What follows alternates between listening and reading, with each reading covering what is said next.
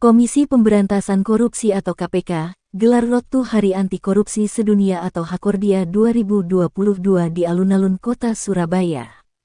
Rangkaian acara yang akan digelar tanggal 1 sampai tanggal 2 Desember tahun 2022, yakni Expo atau Pameran Anti Korupsi, Seminar, Edukasi Anti Korupsi bagi Anak Usia Dini, Pemutaran Anti Korupsi, dan Pameran Foto Anti Korupsi serta Penampilan Seni dan Budaya Jawa Timur.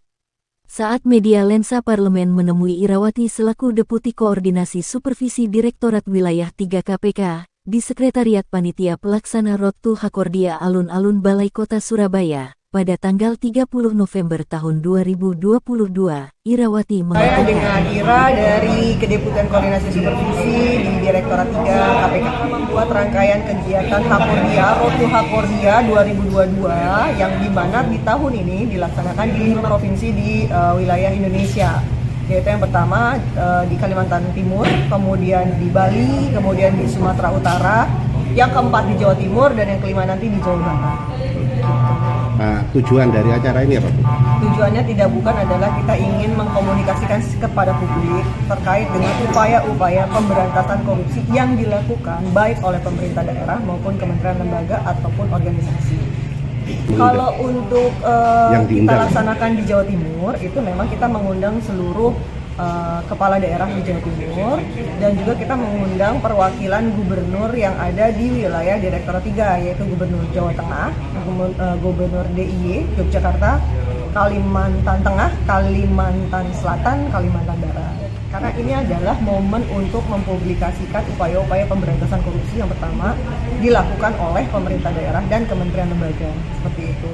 Jadi yang kita tampilkan di sini dalam bentuk pameran atau booth, kemudian juga ada bentuk seminar, kemudian juga ada pemutaran-pemutaran yang dalam konteks adalah pendidikan anti korupsi itu sendiri. Apa sekalian sosialisasi? Ya, salah satunya kita melakukan sosialisasi. Nah, beberapa hal misalnya karena terkait dengan isu anti korupsi kan berbagai banyak hal ya.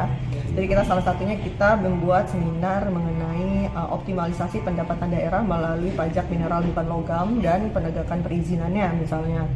Kemudian kita melakukan seminar terkait dengan akurasi data LHKPN dalam hal penegakan integritas di internal pemerintah daerah.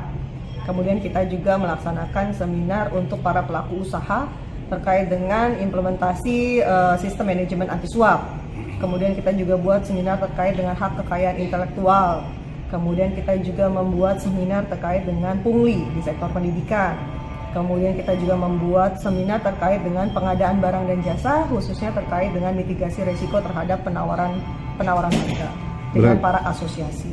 Itu dari sisi seminar. Kemudian juga kita ada di panggung utama, kita membuat dialog-dialog publik. Nah, seperti dari rekan kami di Kementerian Keuangan, mereka akan membuat lelang barang gratifikasi.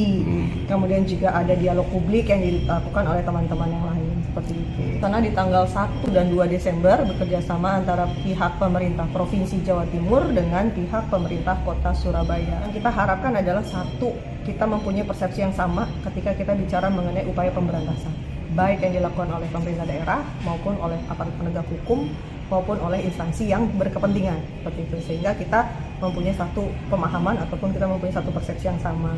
Kemudian karena beberapa temanya beda-beda ya tadi, jadi kita menyamakan satu tujuan. Kemudian yang kita harapkan adalah adanya sinergi terkait dengan pemberantasan itu sendiri. Diberitakan oleh Nur Afni, reporter Bambang Lensa Parlemen.